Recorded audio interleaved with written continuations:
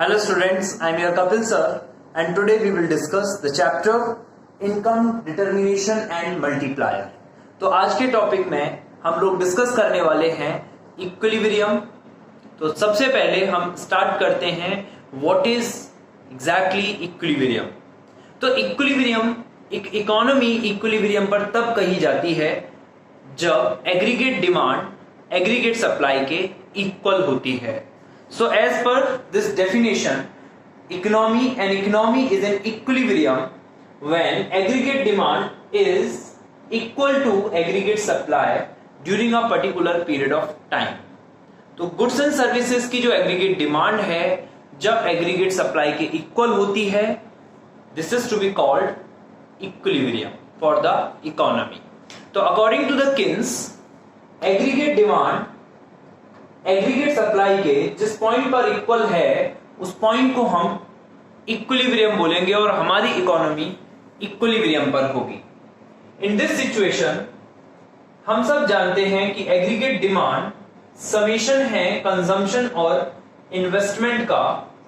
यहां पर C for है कंजम्पशन एंड I फॉर है investment. And same as manner aggregate supply summation है कंजम्पशन एंड सेविंग्स का.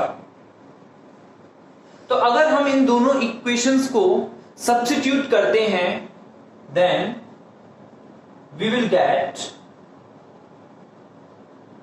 यानी कि एग्रीगेट डिमांड इक्वल है एग्रीगेट सप्लाई के एट इक्विलिब्रियम पर और एग्रीगेट डिमांड इक्वल है C प्लस I के and same as manner aggregate supply भी इक्वल है C प्लस S के.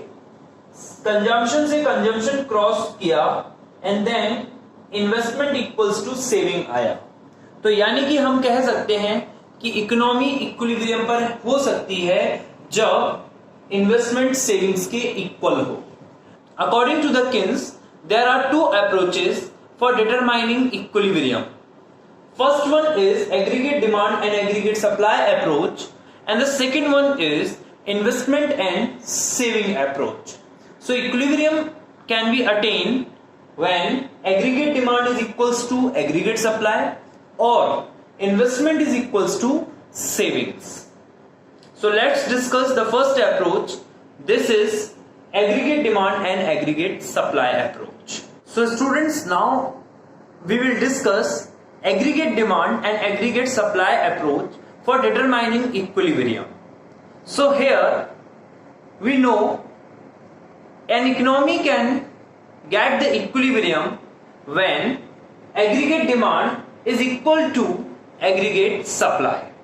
तो इकोनॉमी इक्विलिब्रियम पर तब होती है जब aggregate demand goods and services की aggregate supply for the goods and services के इक्वल होती है एक पर्टिकुलर पीरियड ऑफ टाइम में.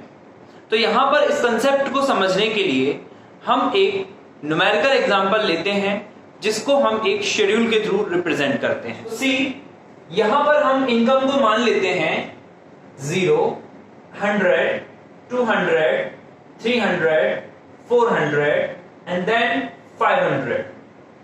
Here the consumption is 40 because at the zero level of income consumption always will remain positive. ठीक है, consumption always will remain positive at a zero level of income.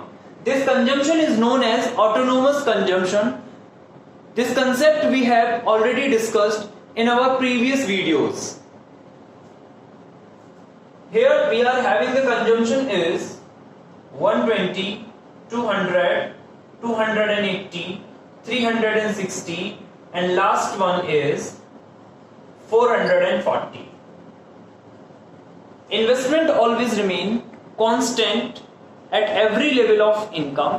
Investment हमेशा constant रहेगा because यहां जो investment हम ले रहे हैं वो ऑटोनोमस इन्वेस्टमेंट है. So autonomous investment is not influenced by the level of income. So here we consider the investment is 40 for every level of income. Saving will be income minus consumption definitely equals to the saving. So here we are having the saving is minus 40, minus 20, 0, 20, and then 0, 20 and then 40, 60. So now we have to calculate aggregate demand. Aggregate demand is the sum of consumption and investment. So here consumption is 40 and investment is 40. So aggregate demand will be 80, 160, 240, 320, 400 and last one is 480. Same as manner, aggregate supply is the sum of consumption and the saving. Consumption and the saving, the summation of consumption and the saving is equal to the income. So here aggregate supply is equal to income. Let's see, 0, 100 and then after 200, 300, 400 and last one is 500. So equilibrium can be attained when aggregate demand is equal to aggregate supply. So आप observe कर सकते हैं इस पूरे schedule में कि aggregate demand aggregate supply के कहां इक्वल है. यहां एग्रीगेट डिमांड ज्यादा है, यहां एग्रीगेट डिमांड ज्यादा है, यहां भी एग्रीगेट डिमांड ज्यादा है और यहां पर एग्रीगेट डिमांड एग्रीगेट सप्लाई के इक्वल है. And after this point aggregate demand कम है और एग्रीगेट सप्लाई ज्यादा है. So at this point aggregate demand is equal to aggregate supply. इसी पॉइंट को हम इक्विलिब्रियम लेवल ऑफ इनकम बोलेंगे.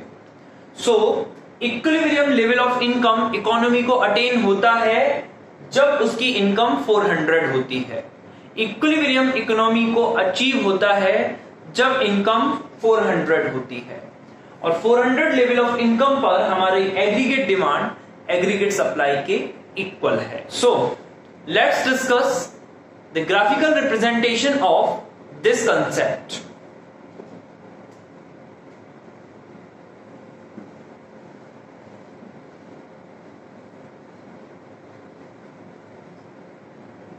So here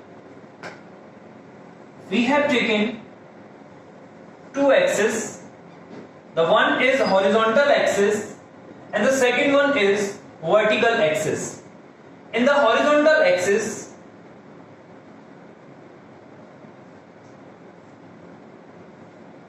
हम इनकम को रिप्रेजेंट कर रहे हैं एंड वर्टिकल एक्सिस पर हम aggregate supply and aggregate demand को रिप्रेजेंट कर रहे हैं. एग्रीगेट सप्लाई ऑलवेज इनकम के इक्वल होती है. In this situation income curve start होगी ओरिजिन से और वो 45 डिग्री का एंगल बनाएगी. This is aggregate supply curve. क्योंकि दोनों का जो डिस्टेंसेस हैं यानी कि दोनों का जो स्केल है एक्स एक्सिस और वाई एक्सिस पर सेम है, इस वजह से एग्रीगेट सप्लाई 45 डिग्री का एंगल क्रिएट करती है. एग्रीगेट डिमांड हमेशा वाई एक्सिस से स्टार्ट होती है. This is due to positive consumption. यहां पर हमने दोनों कर्व्स को रिप्रेजेंट किया. The first one is aggregate supply and the second one is aggregate demand. Aggregate demand y axis से start हो रही है जबकि aggregate supply origin से start हो रही है. Aggregate supply origin से इसलिए start हो रही है because at the zero level of income aggregate supply भी zero होती है and aggregate demand due to positive consumption ये y axis से start हो रही है. यानी कि aggregate demand हमेशा हमारी पॉजिटिव रहेगी. एग्रीगेट डिमांड हमेशा हमारी पॉजिटिव रहेगी even at a zero level of income. So यहां पर अगर हम देखते हैं तो हमें तीन ऑब्जर्वेशंस देखने को मिल रहे हैं. The first observation is when aggregate demand is greater than aggregate supply.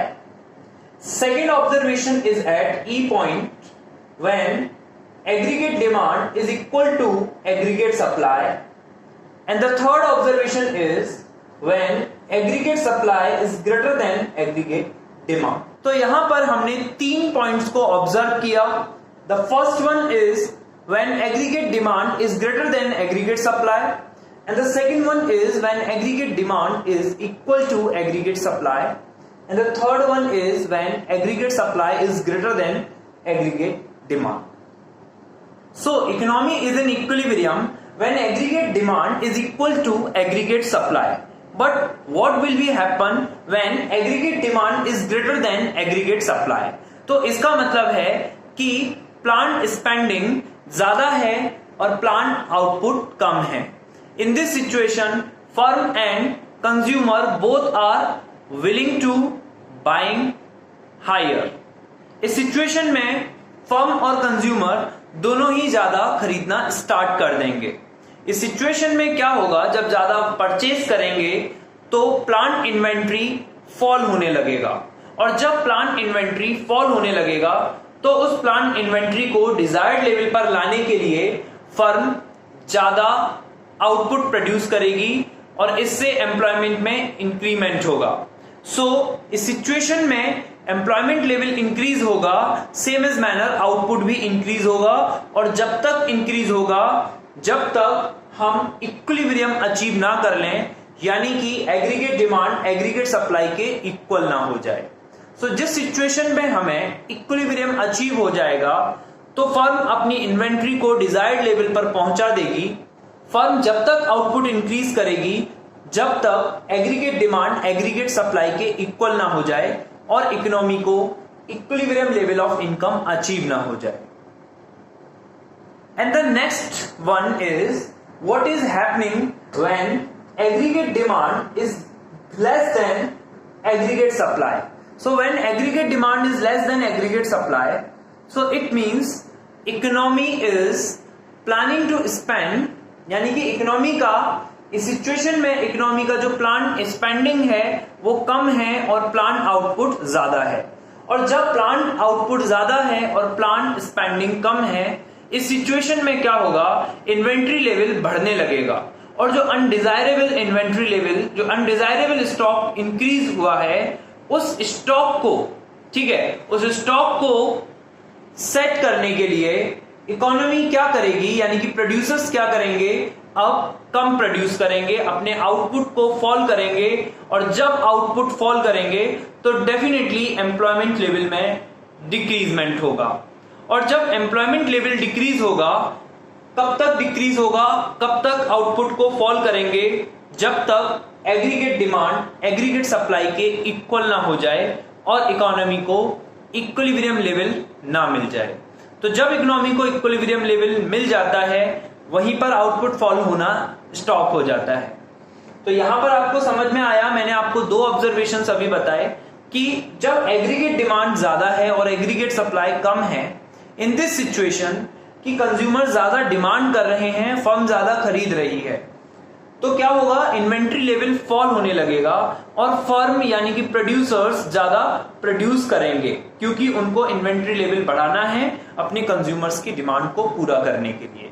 इस सिचुएशन में क्या होगा, इन्वेंट्री लेवल को वो डिजायर्ड लेवल तक इंक्रीज करेंगे, और वो डिजायर्ड लेवल क्या है, इक्विलिब्रियम लेवल डिजायर्ड लेवल है, जहां प्लांट स्पेंडिंग प्लांट आउटपुट के इक्वल हो. तो वो यहां तक इंक्रीज करेंगे. लेकिन अगर, ठीक है, इंक्रीज कैसे किया जा सकता है, इंक्रीज सिर्फ और सिर्फ एम्प्लॉयमेंट लेवल को इंक्रीज करके किया जा सकता है. आउटपुट में इंक्रीजमेंट एम्प्लॉयमेंट लेवल को इंक्रीज करके किया जा सकता है. सो इस लेवल पर एम्प्लॉयमेंट लेवल इंक्रीज होगा, और जब तक इंक्रीज होगा जब तक कि प्लांट स्पेंडिंग प्लांट आउटपुट के इक्वल ना हो जाए और इकोनॉमी को इक्विलिब्रियम मिल जाए. Same as manner, the second one is when aggregate supply is greater than aggregate demand. इस सिचुएशन में क्या होगा, प्लांट स्पेंडिंग कम है, यानी कि कंज्यूमर ज्यादा स्पेंड नहीं कर रहा गुड्स एंड सर्विसेज पर, तो फर्म क्या करेगी, डिस्करेज होगी ज्यादा प्रोड्यूस करने के लिए, बिकॉज उसके पास जो इन्वेंट्री लेवल है, स्टॉक का लेवल है, वो इंक्रीज होने लगेगा, और उस इंक्रीजिंग स्टॉक के लेवल को, अनडिजायरेबल स्टॉक को ठीक है, डिजायरेबल पॉइंट पर लाने के लिए उसको आउटपुट फॉल करना पड़ेगा, और जब आउटपुट फॉल होगा तो एम्प्लॉयमेंट में भी डिक्रीजमेंट होगा, और वो जब तक चलेगा जब तक कि एग्रीगेट डिमांड एग्रीगेट सप्लाई के इक्वल ना हो जाए, यानी कि इकोनॉमी इक्विलिब्रियम अचीव ना कर ले। आई होप स्टूडेंट्स ये जो अप्रोच है aggregate demand and aggregate supply आपको अच्छे से समझ आई हो।